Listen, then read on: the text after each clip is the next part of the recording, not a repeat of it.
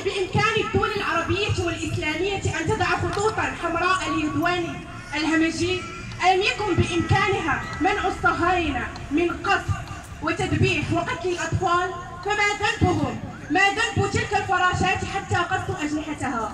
ما ذنب تلك البراءة حتى تعيش هذا الظلم؟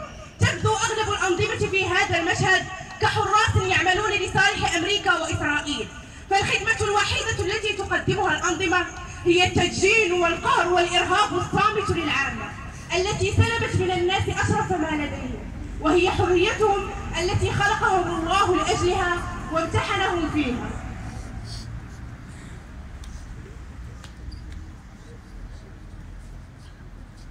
اللهم يا من لا يهزم جند ولا يخلف وعده ولا إله غيره، كل أهل فلسطين عونا ونصيرا ومعينا وظهيرا، واللهم احفظ غزة بعينك التي لا تنام، واللهم عليك بالصهاينة ومن عاونهم.